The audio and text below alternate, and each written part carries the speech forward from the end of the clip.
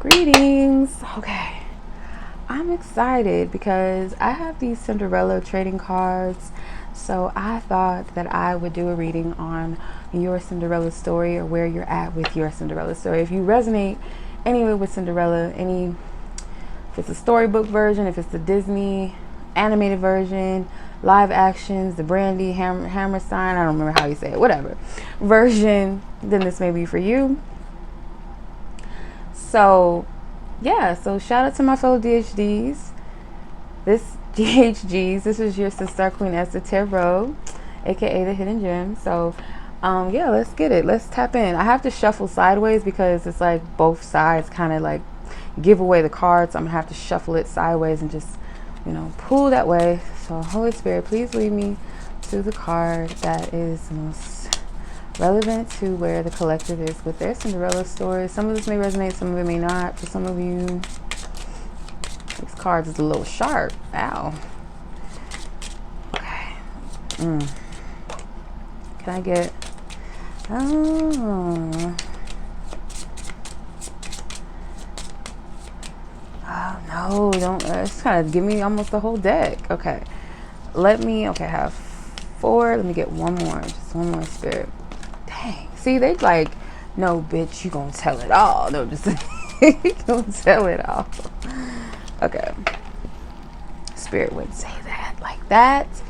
All right, we have the evil stepmother's ass here.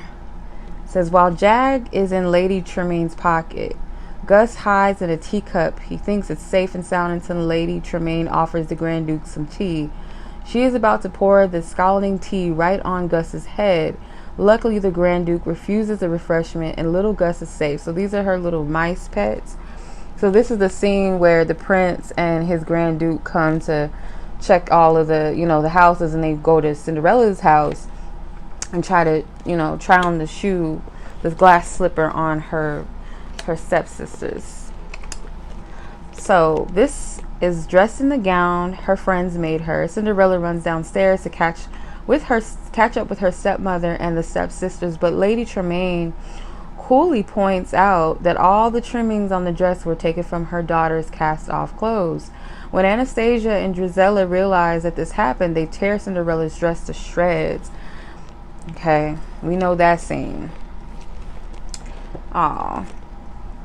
Just as Cinderella is about to give up all faith in her dreams, a kind voice speaks to her, and it belongs to Cinderella's fairy godmother, who appears and gently consoles her. She tells Cinderella to dry her eyes. After all, she can't go to the ball in tears. Okay, that's that scene. And put this scene in this way, like this, because this is how the movie rolls. And we have the godmother card, fairy godmother, and then we have, here's Jag, which is one of her mice friends, Cinderella's mice friends, and it says, spunky little Jag is Cinderella's pal and a leader of the mice in Cinderella's house.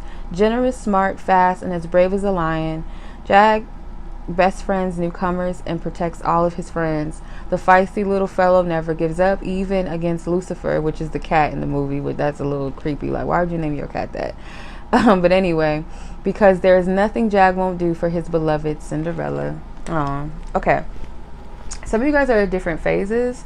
For majority of you, you're at the phase where you have haters, or you have people rather, that may be working against you, that don't want to see you progress. Okay.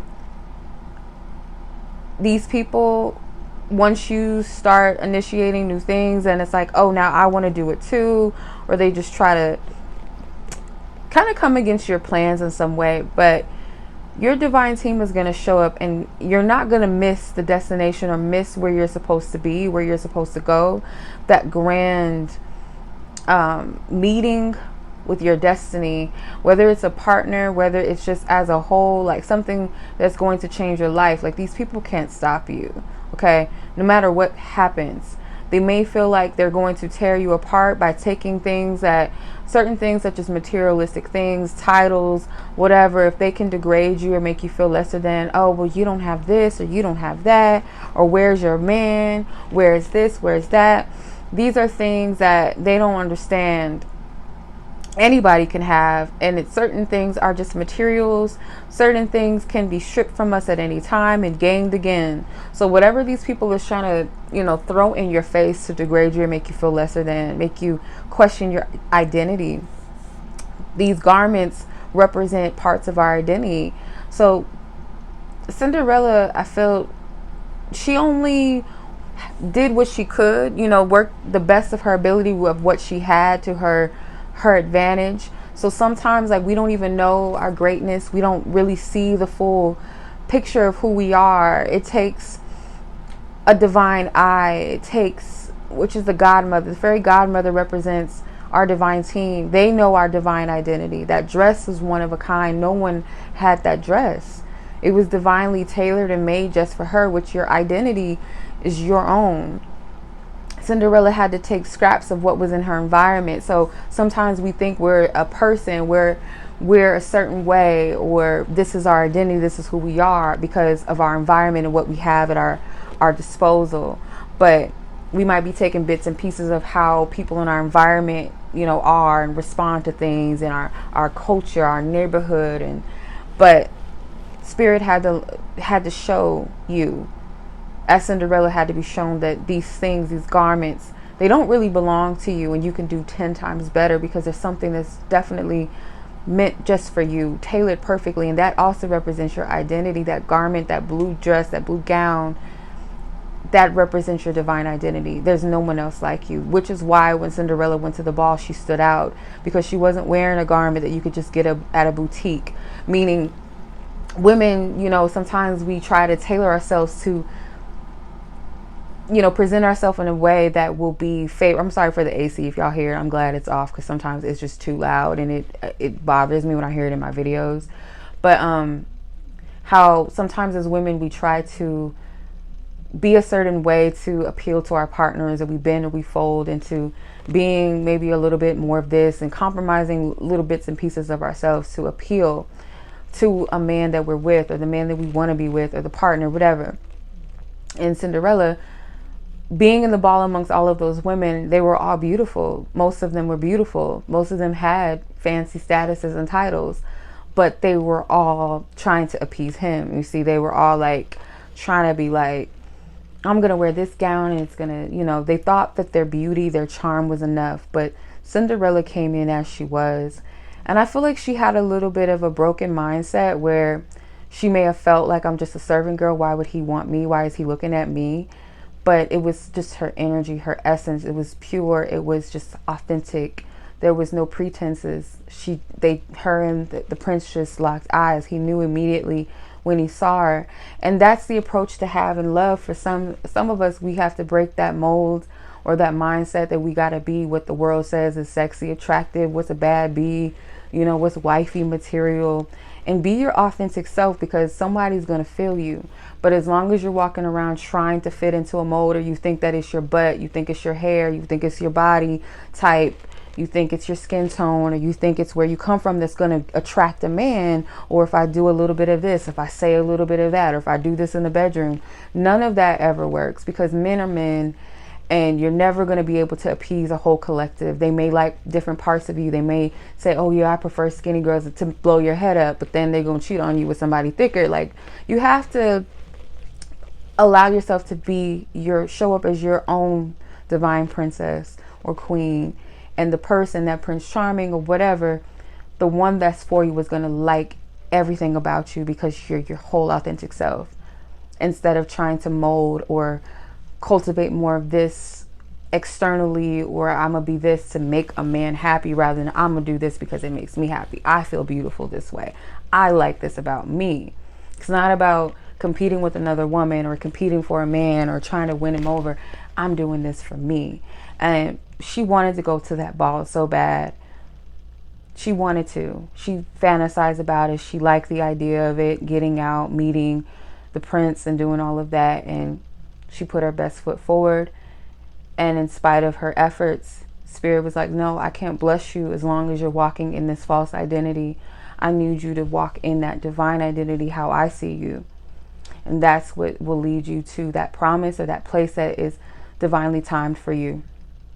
And you do have divine helpers, people that adore you. This could represent an angel. May not be someone in your life. It could be someone in your life that adores you, is your friend, that is someone that wants to see the best for you, or it could be a family member as well that's presently in your life. But this godmother, fairy godmother, represents your divine team, your divine helpers. For the other groups of you, I get this feeling that you're very close. You're very close to that promise, to where something's going to come full circle, and it might be like that one attempt to stop you, like something or someone going to be used to try to stop you, try to keep you cloaked, trying to throw salt on your game, on your name. Oh, she ain't all of that, or oh, they're never going to be this, and oh, you're always going to be in this position, and try to get in your head, or try to convince others not to see you, or not to, you know, go with you, or why you're not the candidate. So this doesn't have to be about love. This could be anything that you're called to. I'm going to use these cards. I forgot what these cards are called, but it's based off of a Arabic story. I think it's called 1,000 Nights or something. I can't remember. Let's see. Cinderella story. Collective.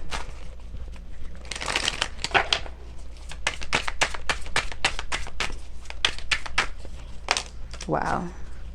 You have the Ten of Wands. So yeah, there's some type of adversary or something that's trying to stop you, but it's going to lead to a new beginning. Yeah, the Ten of Pentacles is here. The Judgment. It's one final thing where someone's going to try to stop you. Queen of Pentacles is here too. So the Ten of Wands, the Ten of Pentacles, the Judgment card, and there's an angel there. So you do have angelic reinforcement here. And then you have the Queen of Pentacles. So you are going to reach that place of like that status that you've been called to. But there's like this final judgment, and you might be spiritually feeling challenged or tested or tempted. But it's like there's a promise of a legacy. There's a promise of a stable foundation, a home. Your partner could be someone that brings you into a stable place, a new environment, a new home. And as you're trying to move or something, there might be someone that tries to stop you or try to convince this other person like, no, I don't think they're ready, or no, you know, you might want to second guess this whole thing. Like, I don't think you guys should do this. I don't think you should get married, or I don't think you guys should move in together. I don't think you should leave. It's someone that's going to try to stop you. And literally it could be like a mother, stepmother, someone that raised you, an elder woman that's going to try to get in the mix of this, but their weapon is not going to prosper. It's just literally, it's not happening. So that's what I'm getting for you guys. Be ready, you know, have a backup. I'm just getting like people dropping out at the last minute, like, oh, you needed a ride, oh, I can't, knowing you have somewhere that you need to get to, an engagement, like somewhere that you want to be, that you're trying to go. Or they might tell you, oh, we ain't going, or oh, we don't have any more room, or oh, I don't have any tickets left, or something where they're going to try to exclude you or try to back out so that you won't be able to go at the last minute. Or, oh, I know I said I would let you wear that jacket, but I need that jacket back. And it's like, well, girl, that makes my outfit. So I don't know if you borrow clothes from people, or it's just like someone told you that they would let you have something that maybe they don't wear anymore, they didn't like. But then when they see you in it, then it's like, oh, I might need to wear that, or I need to take it back. I need to return it. I don't know where this is coming from, but it's just giving hateration. It's giving cot blocker kind of, in a sense. These are destiny blockers in a sense, because the bigger picture, this is something big for you. This one event leads to something bigger, or this pivotal moment in your life leads to something very big. And I feel, or the significant things leads to something very pivotal for you. So these people, they're going to try to like stop it or sabotage it and say, oh, I forgot to submit your resume, or oh, I forgot the deadline. It's like, be careful of other people, external parties here that you're connecting with, because they don't want to see something for you. Okay, they're gonna try to block you, their best attempts. Okay, it's not gonna work. Because whatever you're trying to move in, like for example, if someone says, oh, I got an extra dress that you can wear, I don't like it, you can have it, that's not yours. You might like it, but it was something someone else originally saw themselves in. So it's kind of going back to that whole your own identity thing, where spirit has something just for you. You might find something vintage that you like, and no one else is walking around with that. No one else can get that off Fashion Nova or Neiman's and Market. Like it's not something that everybody else can get. So yeah, and this is, again, if it's not attire, but I feel like it is, but the bigger picture here is about your divine identity. You're not going to be welcomed in an environment that you've outgrown, that doesn't really represent who you are. You don't have to be the product of your environment, right? And you're learning that. And other people might be like, oh, well, they think they're better, or oh, I don't want her to go with us because she thinks she's better. Oh, she's gonna be acting, oh, she's gonna be doing it. Like, no, oh, she thinks she's cute, or she thinks she's prettier, or she thinks she's so much better than ever. Like, we're not gonna invite her, she's not going. Or oh, I don't like her energy. Like, just something random. And it's not anything a reflection of you. This is their own insecurities, and spirit doesn't even want those people to be the one to take the credit for what is happening for you, because spirit is going to make the move. Spirit is going to bring about this transformation and transition for you. So that's what I'm getting. Much love as always. Peace.